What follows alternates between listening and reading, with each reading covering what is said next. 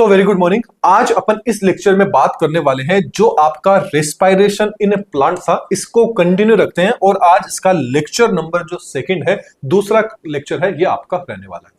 आप सबको पता है अपन ने साइंस बैच स्टार्ट कर रखा था जिसमें अपन ने बायोलॉजी ली थी और बायोलॉजी में जूलॉजी एंड आपकी बोटनी आ जाती है। जूलॉजी को अपन कवर कर चुके हैं, बोटनी भी अपनी ऑलमोस्ट कवर होने वाली है और आज अपना ये जो पादपों में जो श्वसन है इसका लास्ट एंड फाइनल लेक्चर रहने वाला है। अब आपके साइड 3 या 4 लेक्चर और मतलब टॉपिक और बचे हैं, आपके चैप्टर और बचे हैं, इनको भी कवर कर लेंगे और इस महीने के अंदर यही कोशिश है कि इस महीने के अंदर अंदर कंप्लीट जो आपका क्लास है ये क्लास क्या हो जाए, पूरी हो जाए। तो चलिए अपन कंप्लीट जो आपका है इस क्लास को कंटिन्यू रखते हुए आगे बढ़ते हैं।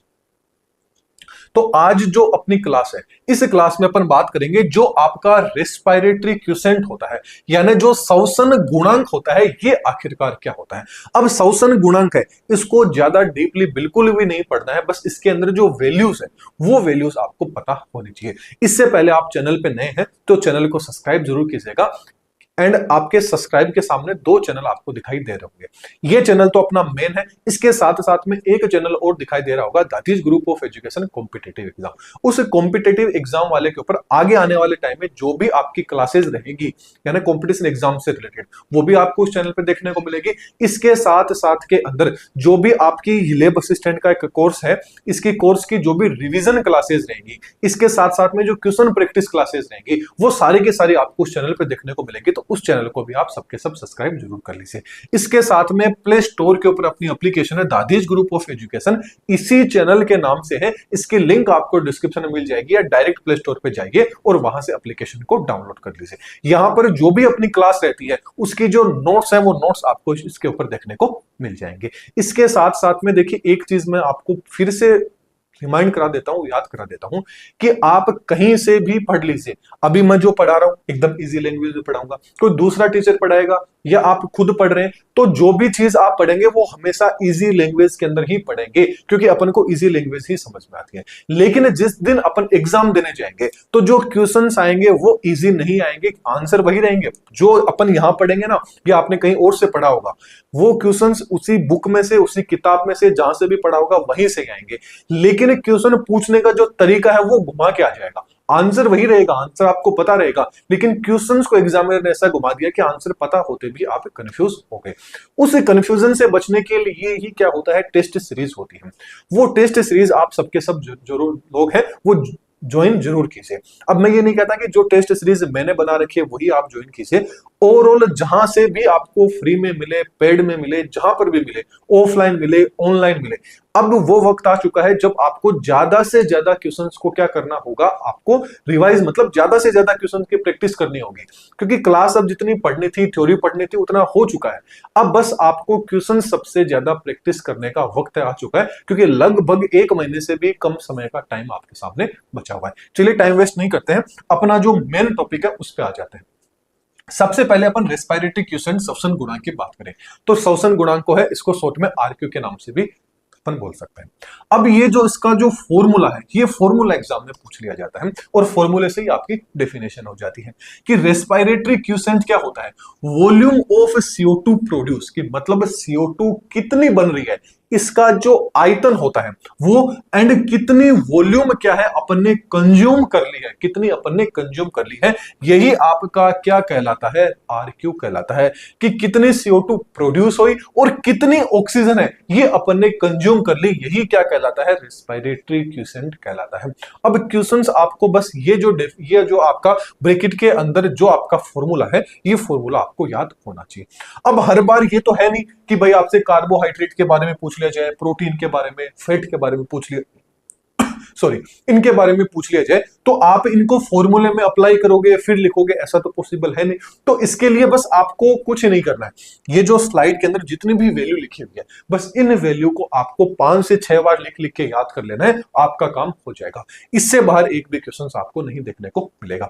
सबसे पहले मैं आपको थोड़ा सा बता देता हूं कि भाई आरक्यू निकालते कैसे, या तो आप कर लोगे बाई चांस कोई ऐसा भी आ जाए क्वेश्चन घूम के कि भाई आपको निकालना पड़ जाए, तो निकालोगे कैसे। मान लीजिए ये आपके सामने एक इक्वेशन दे रखी है। अब इसमें पूछ लिया जाए कि भाई आरक्यू बताइए, तो सबसे पहले तो अपन को ये देखना है कि आरक्यू की डेफिनेशन क्या है। आरक्यू की डेफिनेशन है volume of CO2 produce. CO2 produce कितनी हुई है, तो CO2 प्रोड्यूस देखिए कितनी हुई है, 6 CO2 के मॉलिक्यूल है, ये क्या हुए हैं आपके प्रोड्यूस हुए।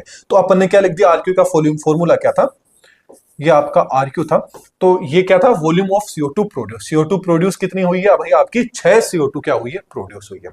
फिर आगे आ जाता है अपन के अंदर वॉल्यूम ऑफ O2 कंज्यूम, कि O2 कितनी अपन ने कंज्यूम की थी, तो कितनी ऑक्सीजन अपन ने कंज्यूम की है, तो 6 ही ऑक्सीजन अपन ने क्या की है, कंज्यूम की है। अब आप इसको इससे काटोगे तो आपका कितना आ जाता है, 1 आ जाता है, मतलब कार्बोहाइड्रेट। अब एग्जाम में यही पूछा जाता है कि कार्बोहाइड्रेट होता है, इसका आरक्यू बोले तो श्वसन गुणांक, रेस्पिरेटरी क्यूसेंट कितना होता है, तो याद रखिएगा कितना होता है, 1 होता है। कितना आपका 1 होता है।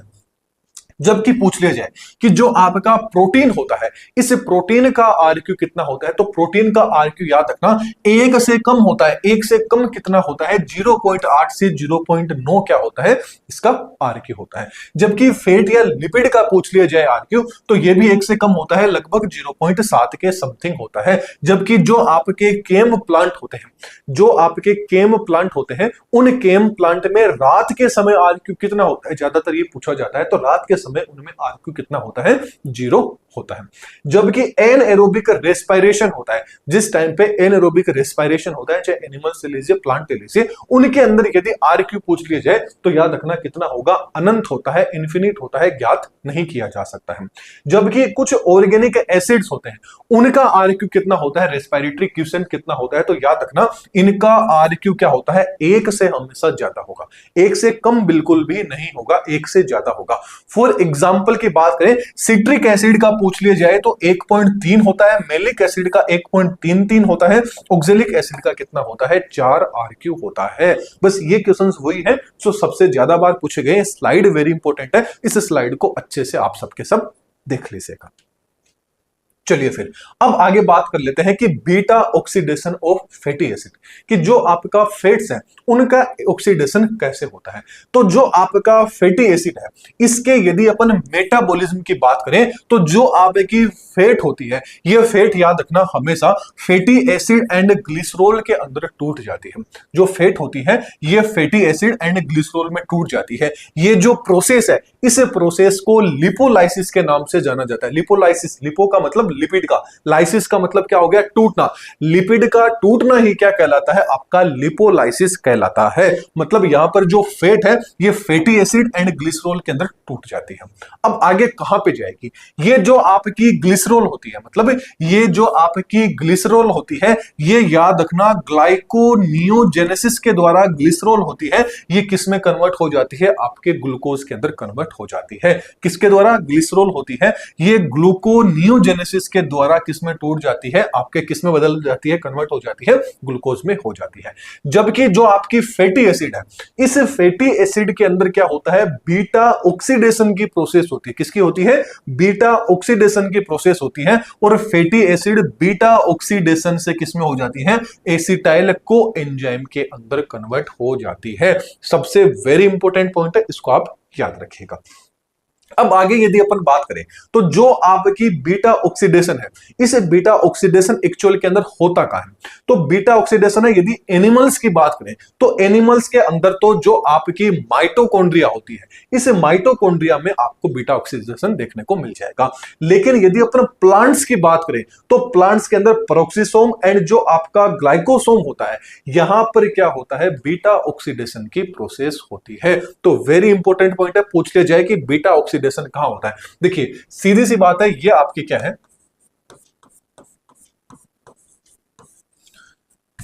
चलिए कोई नहीं, ये आपकी क्या है, फैटी एसिड।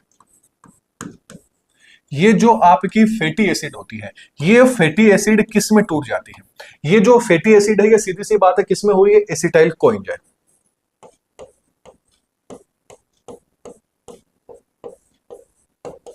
किस में टूट गई आपकी, एसिटाइल को एंजाइम के अंदर फैटी एसिड टूट जाती है। अब ये जो एसिटाइल फैटी एसिड से जो एसिटाइल को एंजाइम बन रहा है, फैटी एसिड से जो आपका एसिटाइल को एंजाइम बनता है, ये आपका कहां बनता है, ये फैटी एसिड से एसिटाइल को एंजाइम है, ये किसके द्वारा बनता है, जो आपका बीटा ऑक्सीडेशन है उसके द्वारा।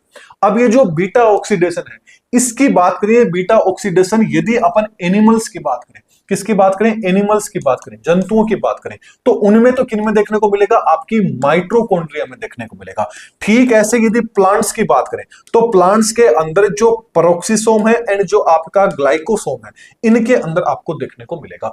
जबकि फैटी एसिड के यदि अपन सिंथेसिस की बात करें, इसका संश्लेषण कहां पर होता है, तो फैटी एसिड का जो संश्लेषण होता है, सिंथेसिस होता है, यह सिंथेसिस आपका कहां होता है, साइटोसोल में, साइटोसोल में, या बोले तो कोशिका द्रव्य, बोले तो साइटोप्लाज्म के अंदर क्या होता है, इसका संश्लेषण होता है। तो वेरी इंपॉर्टेंट पॉइंट है, ये पॉइंट आपको याद रखना है। चलिए अब आगे बात कर लेते हैं कि बीटा ऑक्सीडेशन के दौरान कितनी एनर्जी आपको मिलती है। ये एग्जाम में क्वेश्चंस आ जाए तो आपको कैसे करना है, उदाहरण के द्वारा समझने की कोशिश करते हैं कि एग्जाम में क्वेश्चन कैसे आ सकता है। एग्जाम में क्वेश्चन ये आ सकता है कि मान लीजिए आपको दे दिया कि भाई कोई भी एक सामान्य नॉर्मल एसिड है, फैटी एसिड है, जिसका मान लीजिए जो एन है, ये एन कितना दे रखा है, मान लीजिए 16 दे रखा है, एन कितना दे रखा है, 16 दे रखा है। जैसे मैंने एग्जांपल लिया है पामेटिक एसिड, जिसका एन कितना होता है, आपका 16 होता है, जिसका कितना होता है, 16 होता है। अब पूछ लिया जाए कि ये टूटेगी तो इससे अपन को कितनी एनर्जी मिलेगी, तो इसको निकालने के लिए एक फॉर्मूला होता है। एक होता है जिस टाइम पे अपन को क्या करना है, n/2, n/2 कर देंगे तब तो अपन को क्या मिल जाएगा, एसिटाइल को एंजाइम मिल जाएगा। फिर अपन को क्या करना है, मतलब यहां से तो ये एटीपी मिल जाएगी। इसके बाद में क्या होता है, क्योंकि एसिटाइल को एंजाइम से नॉर्मल, तो अपन को सबसे पहले तो क्या निकालना है, एटीपी निकालना है। तो एटीपी निकालने के लिए n/2 वाला फॉर्मूला अपन लगा देंगे। इसके बाद में अपन को NADH2 निकालना है। FADH2 कितना निकला है, NADH2 निकालने के लिए फॉर्मूला होता है n/2 - 1। कितना होता है, n/2 - 1। चाहे अपन को FAD2 निकालना हो, चाहे FADH2 निकालना हो, चाहे NADH2 निकालना हो, दोनों के लिए क्या होता है, ये वाला फॉर्मूला लगता है। अब मान लीजिए कि 16 कार्बन दे रखा है, N कितना दे रखा है, 16 दे रखा है, N 16 दे रखा है, अपन को कितने निकालनी है, क्या निकालनी है, एनर्जी निकालनी है बीटा ऑक्सीडेशन के द्वारा। तो सबसे पहले एटीपी निकालते हैं। एटीपी निकालने के लिए क्या करेंगे, 16 दे रखा है, तो 16 N बाई कितना हो जाएगा, N/2 अपन ने देखा था, तो मतलब क्या हो जाएगा, 16/2, तो 16/2 हो जाएगा। तो जब इसको देंगे तो कितना आ जाएगा, आपका 8 आ जाएगा। 8 दूनी क्या होता है, 16 होता है। तो क्या हो जाता है, यहाँ पे एटीपी आपको कितनी मिल जाती है, 8 आपको यहाँ पर एटीपी मिल जाती है, राइट। अब ये तो अपन ने क्या निकाल ली, एटीपी निकाल ली। अब अपन को क्या निकालना है, NADH2 निकालना है, FADH2 निकालना है। इसके लिए फॉर्मूला क्या हो गया, n/2 - 1। n/2 मतलब n/2 बोले तो 16/2 - 1, तो 16/2 मतलब क्या आ गया आपका, 8 - 1 बोले तो आपका कितना आ गया, 7। मतलब 7 ही आपका क्या आ जाता है, NADH2। ये अपन ने क्या निकाल लिया, NADH2। ये अपन ने क्या निकाल लिया, 7 NADH2। अब NADH 7 अपन ने क्या निकाल लिया, NADH। फिर अब अपन को क्या निकालना है, FADH2 निकालना है। FADH2 का भी फॉर्मूला मैंने क्या बताया, सेम होता है, तो वही हो जाता है 16/2 - 1 इज इक्वल टू क्या आ जाता है, 8 - 1 बराबर क्या आ जाता है, आपका 7। मतलब 7 ही आपका यहां पर क्या होता है, FADH2। ये क्या आ जाता है, आपका FADH2 आ जाता है। अब इनको काउंट कर लीजिए, 7 NADH2 आया, मतलब 8 तो आपका यहां पर क्या आया, टोटल निकालने की कोशिश कीजिए। 8 तो यहां पर क्या आया, आपका एटीपी आया। 8 तो क्या है, एटीपी आया। 7 यहां पर आपका क्या आया है, 7 यहां पर क्या है, NADH2 आया है। 7 ही आपका यहां पर क्या आया है, FADH2 आया है। अब इनको आप टोटल कैसे करोगे, अब पहली चीज तो अपन को क्या करना होगा, जो आपका NADH2 है, FADH2 है, इसको किस में कन्वर्ट करना होगा मेरे भाई, एटीपी में कन्वर्ट करना होगा। अब 7 यहां पे क्या है, NADH2 है। एक NADH2 किसके बराबर होता है, तो एक NADH2 3 एटीपी के बराबर होता है। 3 एटीपी के, तो यहां कितना है, 7, तो 7 × 3 करोगे तब कितना आ जाएगा, आपका 21। तो यहां पर क्या लेंगे, 21 क्या होगी आपकी NADH2 रहेगी।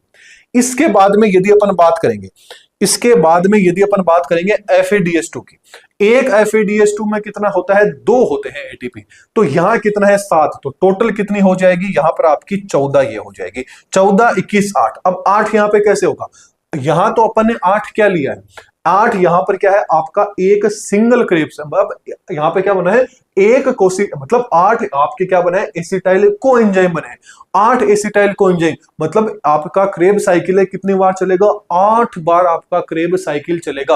अपन को क्रेब साइकिल कितनी, एक क्रेब साइकिल चलाने में कितनी लग रही थी, 12 निकल रही थी, तो 12 गुना क्या हो जाएगा आपका 8 हो जाएगा, 12 गुना क्या हो जाएगा आपका यहां पर 8 हो जाएगा।